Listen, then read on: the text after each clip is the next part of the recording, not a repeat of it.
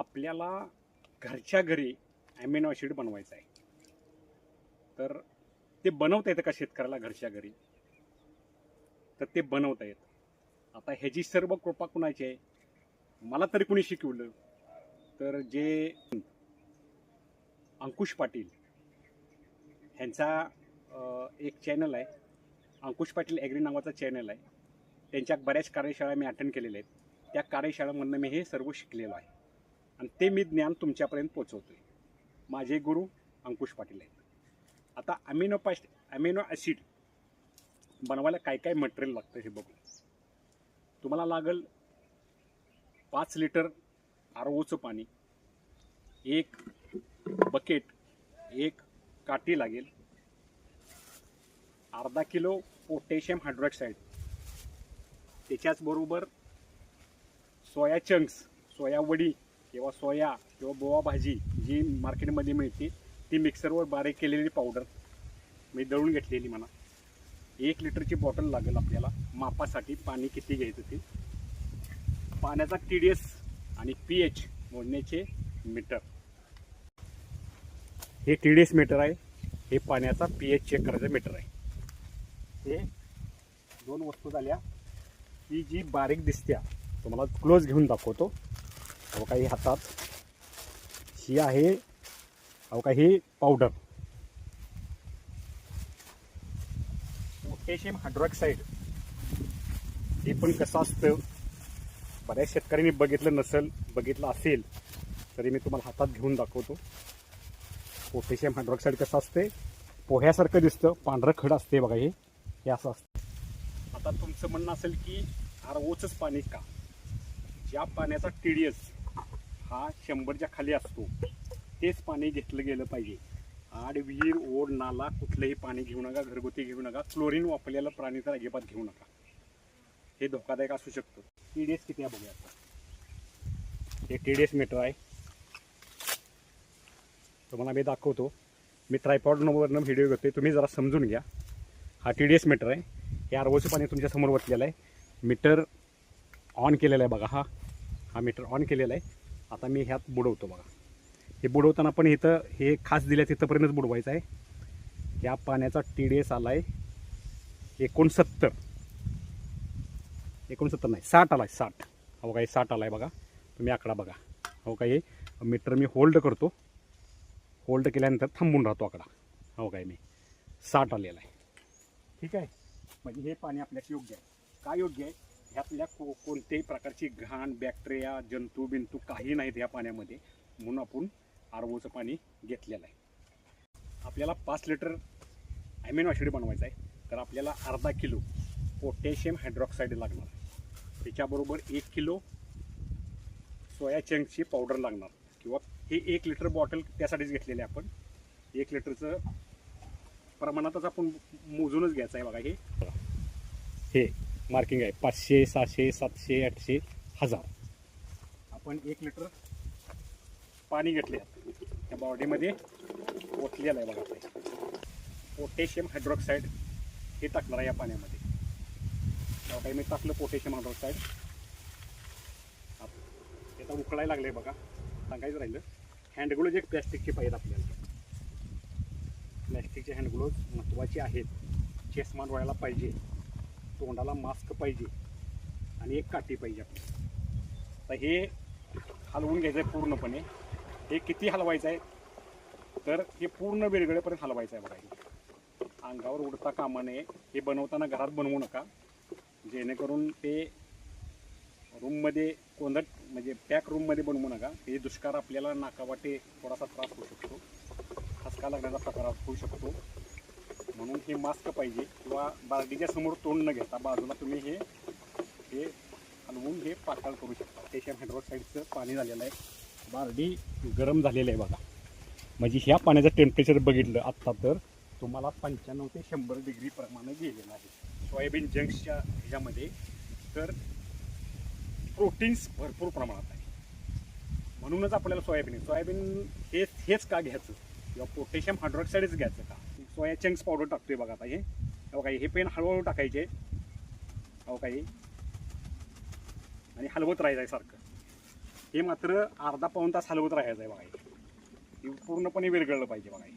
याच्यामध्ये पूर्ण विरघळलेलं आहे बघा. हे आता पुन्हा काय करायचं, हे घट द्रावण झालं आहे बघा थोडंसं बघा. अशा पद्धतीने घट झालेलं आहे. तर अजून 1 लिटर पाणी घ्यायचं. म्हणजे प्रोटीन्स विरघळायचं काम कोण करते, तर पोटॅशियम हायड्रॉक्साईड करते. का करते, तर ते 100 डिग्री टेम्परेचर पाण्यात टाकल्यामुळे गेल्यामुळं त्याची प्रक्रिया होत्या. म्हणून आपण ते हे करायचं आहे बघा. हे मी 1 लिटर पुन्हा पाणी ओतलं बाया. 1 लिटर मी पुन्हा पाणी ओतलेलं आहे बाया. पुन्हा हलवायचं आपण, कंटिन्यूस हलवत राहायचं आहे. ह्यातलं मी 5 लिटर पाणी 1 लिटर हळूहळू करीत पाऊण तास मी पूर्णपणे हलवत होतो बघा. आता ह्या अशा पद्धतीने अमिनो ॲसिड तयार झालेला आहे बघा. आता हे किती रुपये खर्च येतोय, तर 42 रुपये खर्च येतोय बघा बनवायसाठी. आरोचं पाणी 10 रुपयाला मला मिळालं 10 लिटर. चंक्स म्हणता येते पावडर, ती मला 100 रुपयाला 1 किलो मिळाली. आणि पोटॅशियम हायड्रॉक्साईड हे मला 100 रुपयाला अर्धा किलो मिळालं. हे 5 लिटर द्रावण झालं तर 5 20 40 ते 42 रुपये पर लिटरला आपल्याला ॲमिनो ॲसिड बनवण्यासाठी खर्च येतो. आणि तुम्ही मार्केटमध्ये घ्यायला गेला तर तुम्हाला 1000 रुपये लिटर ॲमिनो ॲसिड बसतं. म्हणजे तुमचे किती रुपये वाचले हा तुमचा तुम्हीच हिशोब करा. आणि मग कसं बनवायचं घरी ते आता तुम्हाला मी सांगितलेलंच आहे. आता तुम्हाला काही कंपन्यांचं म्हणणं आहे की काहींचं म्हणणं आहे की ह्याचा pH वाढलेला असतो. pH वाढल्यानंतर कुठल्याही जमिनीत काही pH जर वाढत असेल तर आपटेक कोणतंही खत होत नाही.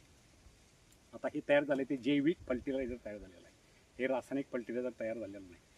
आता कोणा हलवायला जमणं झाले, कारण ती बारडी 5 लिटर असल्यामुळं थोडंसं हे होते. म्हणून मी आता हे फास्ट हलवण्यासाठी हे करतो. हे अशा पद्धतीनं त्याचा कलर तयार होतो. ॲमिनो ॲसिड तयार झालेलं आहे बघा. आणि आता ह्याचा आपण pH बघायचा आहे. हे माझ्याकडे pH मीटर आहे. जमिनीचा pH हा सेंट्रल किती असतो, 7 असतो. ते 6.5 ते 7.5 हा मध्यबिंदू आहे pHचा जमिनीचा. आता बघूया आपण. मी मीटर चालू करतोय बघा. मीटर ऑन केलं आहे, 0वर आलं आहे बघा. हे बघा 0वर आले.